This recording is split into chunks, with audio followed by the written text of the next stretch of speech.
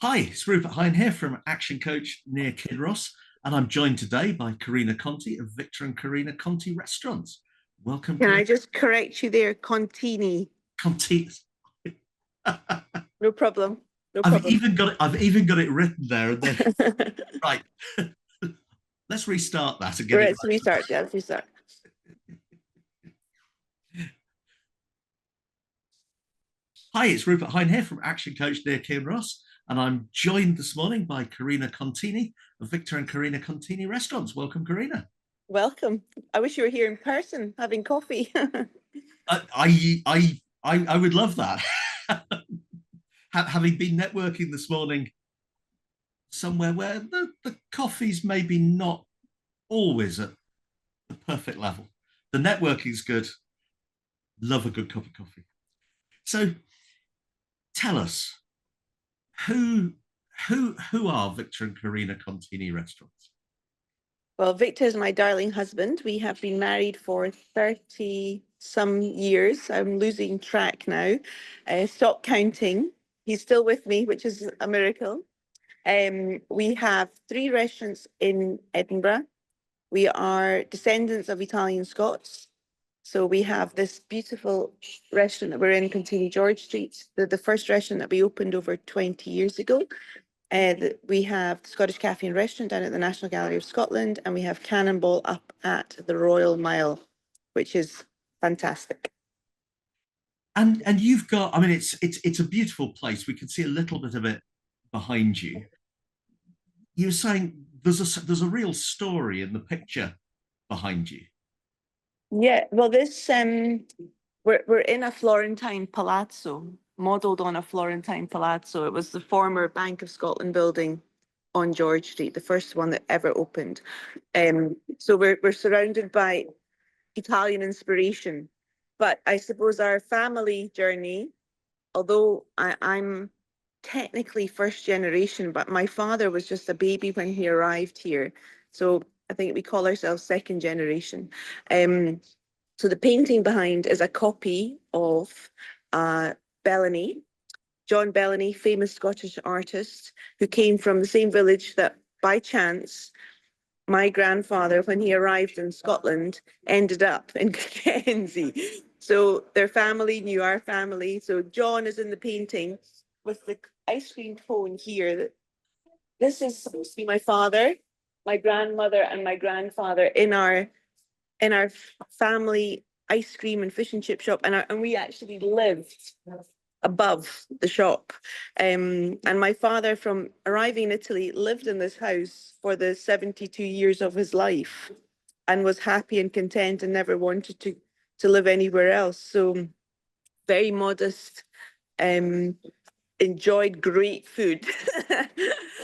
Really good whiskey, a good cigar. So he had expensive tastes, but modest in his family journey. And I mean, I loved him dearly. And it's my brother commissioned the painting. He has the original back in Italy in the farmhouse where my father was born and my grandfather was born. It's quite emotional, really.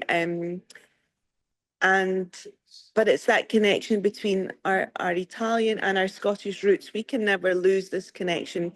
Cockenzie for us was a huge grounding and a huge, I suppose, support and cuddle when our family arrived from Italy, and it's stuck with us. You know, my brother still lives there. I was there on Sunday for a wee trip, walking the dog on the beach. So we'll never get what did they say, that you can take the girl out of Cockenzie, but you can't take the Cockenzie out of the girl. Fantastic. So you've got this phenomenal family history. You've got and you've now got three separate restaurants across Edinburgh. What is it that you have built into those restaurants to make them stand out to be successful? Well, I suppose two things: front of house and back of house. Back of house is the provenance, is the ingredients and the sourcing and the commitment to our suppliers and buying the best that we can. that has never compromised. And that's a lesson that we've learned from this journey behind me. My father would get the fish from the harbour along the road, fillet it himself. The potatoes would come from the farm literally a few hundred yards up the road, and salt from Preston pans, and fat from the pig farm in the neighbouring farm. So that sense of slow food, of local sourcing is absolutely key. Obviously here for our journey, our Italian journey, we're importing our produce direct from Italy because we're a bit short on sunshine in Scotland. So, and our Parmigiano Reggiano, as much as we love Coralline from the Erringtons, Parmigiano Reggiano, it needs that, it needs the soil and that connection with the terroir and the heritage to give us the flavour that we're looking for.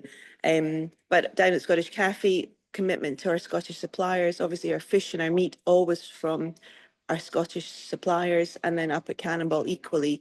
And then front of house, I mean, it's Victor and Carina Contini restaurants, because Victor is, we call him Mr. Culture. We train our team on the Victor welcome. That sort of, I mean, his favorite show was Cheers, the bar where everybody knows your name. And it's something that he's lived by for years.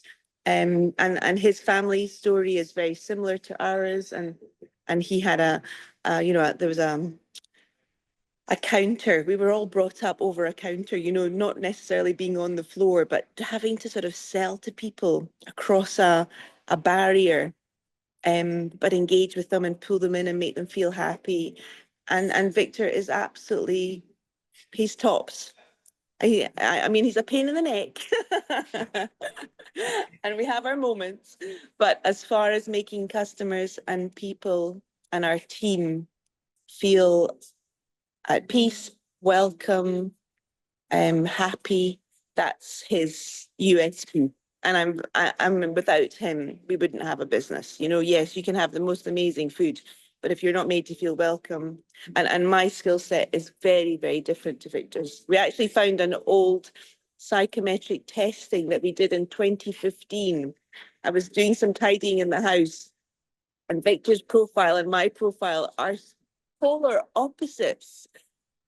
But it is essential that he is here, or has instilled those values of calm and welcome. Yeah, it's fantastic, and I mean that attraction of opposites. That in business in particular. I mean, in our private lives, we quite often surround ourselves by people who are quite like us. Although, interestingly, the number of couples who go for people who are slightly different. But in business, having that difference of approach just builds the skill set you need to run a rounded business. I think it also gives you, I think if Victor and I were both of the same personality, that the adrenaline levels would be through the roof, and that sort of, there's a Ferrari, is that Ferrari in the background? There would be that, you can't drive at that pace all the time. Even a Ferrari needs time in the garage to be checked, repaired, TLC'd. And that's what Victor is able to do for me, and for the team. That he's actually in Italy just now. We bought 700 olive trees last year because our sourcing is absolutely important, and sourcing olive oil has become a real challenge, and the prices have gone through the roof. But also, it's the understanding of the process is really important for us. We have a 1-acre kitchen garden where we grow our own produce for the restaurants. Car was smelling of wild garlic yesterday morning to drive with the windows down. But so he's in Italy just now, actually putting organic fertilizer onto 700 olive trees. But the point of me telling you that is, the team miss him. When he's not here, I miss him. But the team definitely miss that, just that little bit of calm reassurance. And our children, thankfully, have taken the skills from both their parents and have them in different quantities and qualities. But they definitely are benefit from having Victor's calmness. So you talk there about the Victor welcome, and you know, when you've got one restaurant, then Victor can be front of house Yeah. and lead that welcome every time. Yeah. No, unless he's out looking after the olive trees. When you've got three, by definition, there's going to be a significant amount of time when the team are going to be providing that welcome when he's in one of the others. Absolutely. How have you gone about training, selecting, educating the team so that their version of the Victor welcome Well, is the version you need? yes. So we are surrounded by some brilliant people. Alina in particular, who actually shares Victor's birthday. They have the same star sign. They Alina has got Victor's compassion, but with my my perseverance. I don't know what I want to use a complimentary word. Determination.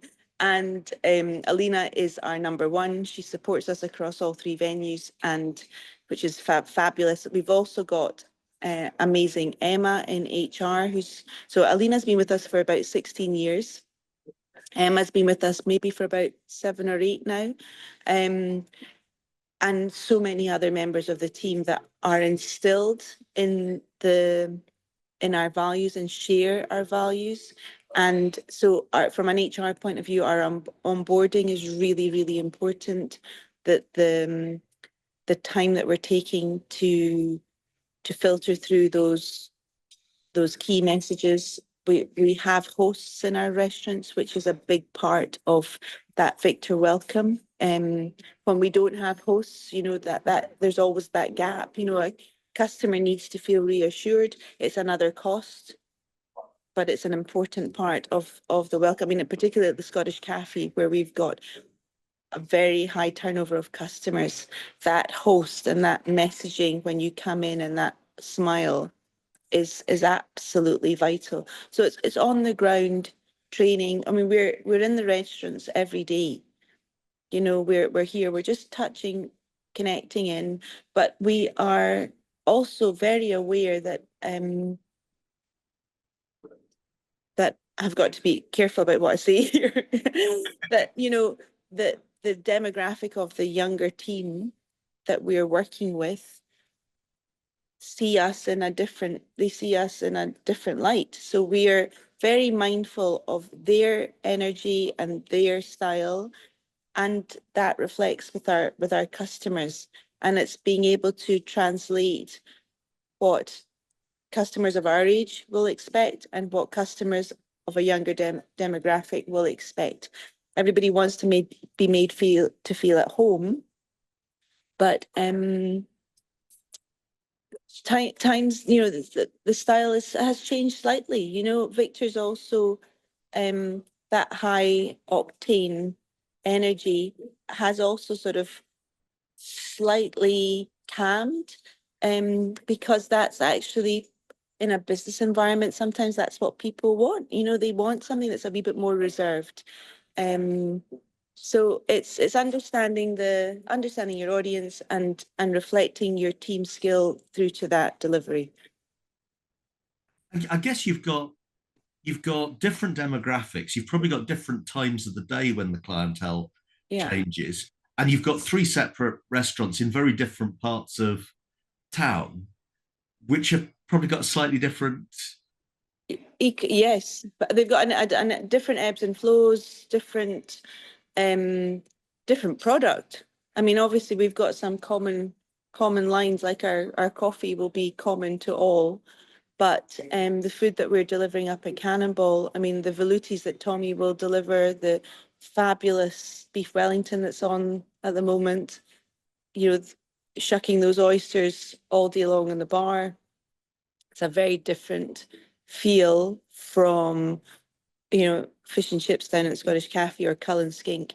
Same ingredients, same suppliers, but just in a slightly different and a different atmosphere. You know, it's a daytime venue down at the Scottish Cafe, but then equally our event side of things requires a different level of finesse from a daytime cafe, and that's a big task, you know, to sell an evening event when a guest is coming to see a cafe in operation during the day. They are two different experiences completely. And then here at George Street, when our terraces open up, you know, during the summer, we're just about to start planning for probably 100 covers will take ownership on the pavement and onto the carriageway. The big income driver for us. But again, it's a different seasonal adjustment that we make to what we're doing here in March. Can't believe it's March already. Yes. But thank goodness it's March.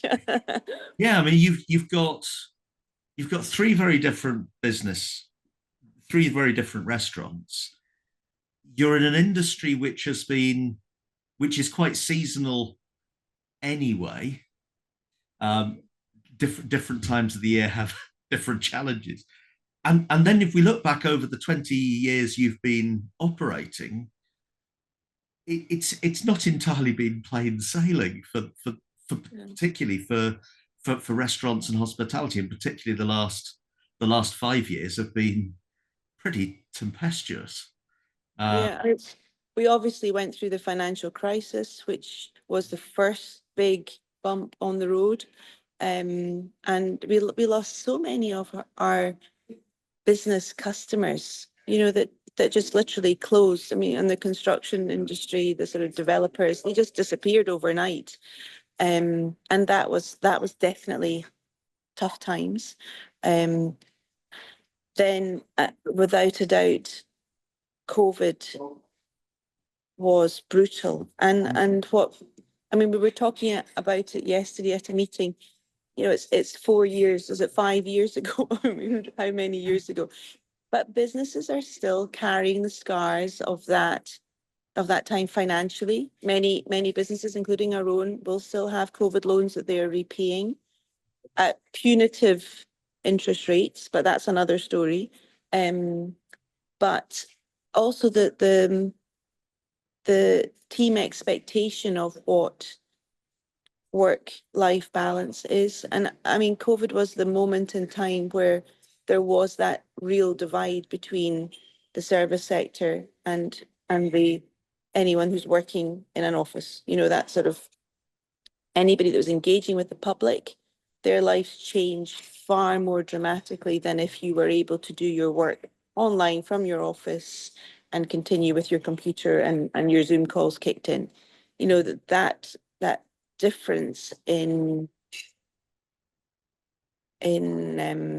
job role. You know, if the virus had been a computer virus and nobody could work from home and nobody could connect through the internet and everybody had to come in and be face to face. I mean, can you imagine the roles would have been reversed, and our businesses would have been, yes, of course we need technology to place our orders and to pay our suppliers and all the rest of it. But it was really hard. On top of that, obviously, Brexit from a recruitment point of view, the disruption to our team, the fact that we've lost so many team, lost that skill set, having to retrain and reconnect. You know, we've got our Contini Academy where we're trying to nurture young talent and encourage people to think of hospitality as a career for life. We had Deanna at Scottish Cafe. She's been with us for 10 years. She celebrated her 10-year anniversary last week, which is just brilliant. You know, and her role has changed throughout her journey. And hospitality can do that. It can give people a career for life. And then, you know, then cost of living crisis. And this next journey in April it hasn't been thought through. The consequences have not been articulated before the budget, and they are being articulated now, but nobody seems to be listening. and it's a worry. It is, and I mean, business is often likened to sitting on a roller coaster, um, and it's one of the things that comes through when chatting with you is whether it's the different demographics of people coming into the restaurant, the different types of restaurant, the different times of day, or the different economic situation. It's the adaptability and the resilience and determination to keep making a success. What do you find helps you keep looking for the successful path out despite the knocks that keep coming? Yeah, if you'd asked me this 10 years ago, the answer would have been very different. I would have been far more reactive, incredibly reactive. Don't change, change, change, change. Now, because our team's health and well-being and their robustness isn't at that level, and the expectation of that level of demand for change, people want stability and they want calm, considered, planned outcomes. So we're using more time to trial and implement. So a little bit less reactive now. Also because I suppose we've got three stable businesses. If we were opening something new, which we have been looking for another opportunity, because the team are keen to do something else, which is brilliant. Great, we're here for you, but it has got to be it's got to be the right location, the right product in the right place with the right team. So yeah, I think just and being very aware of where, listening to your customer, listening and taking on board the feedback, acknowledging what we're doing if it's right. We could have caved in years ago and served carbonara with cream like every other Italian restaurant in the city. Now they're all serving carbonara with the raw eggs and they're probably using pancetta, we're using guanciale, pecorino romano, they're probably using parmigiano, or they're probably using grana padano, but I'm not judging. But we've never been the cream and the mushrooms and the carbonara business, but we were brutalized at the beginning for doing that. This is not carbonara, this is not authentic. And and you could be worn down by that, and you could be cave into it's a business, it's about making money. No, for us it's a passion, and it's a commitment to our heritage, and it's a commitment to our suppliers, to being authentic, and to being true to what is the right thing to do. Yeah. We're not here to make other people to deliver somebody else's journey. We're here to deliver our journey, and hopefully and thankfully we've been able to bring our lovely customers along the way with us, which has been fabulous, been great. So you've reflected a bit there on some of the things that might be coming next. When you look back over your journey, what piece of advice would you give to an 18-year-old Carina starting out? 18-year-old Carina, well, at 18, I gave my husband a slap across the face when he tried to give me a kiss, but he wasn't my husband at the time. So I think I would say, don't slap Victor across the face. That was a big mistake, because you had to wait 3 years for him to actually ask you out. It was just a tap. It was a tap because he tried to kiss me. I thought I was playing hard to get, but he made me wait. I think maybe I don't know. Just be you. Try not to be somebody else. Just be you. Just go for it. And try and maybe bring more people along the journey with you earlier, but we are where we are. That we are now the sum of all of our mistakes. And some of those mistakes have made us a better version of who we are. So I can't knock the learnings, because the learnings I know have actually made me more patient, more understanding. I still need to be more patient. I still need to be more understanding. But the drive, I keep looking at that Ferrari, that drive, that's got to be in fifth gear to get you on a path. But equally, I mean, Victor was 40 when we started our business journey, and his drive was different, but I absolutely needed his skill set to be able to to start the journey and to succeed along the way, and head on the right path. So don't know. That's terrific. Fantastic. Look, it's been an absolute joy chatting with you today. Lovely to chat. Lovely to chat to you. Thank you, and thank you for the invitation. No, well, thank you for sharing your stories. Yeah, I'll look forward to coming and tasting your coffee, but look forward to seeing what's coming next. Oh, there's always something new, isn't there? Absolutely. Okay. Rupert, Brilliant. all the very best. Okay, take care. Thank you, Carina. Thank you. Bye.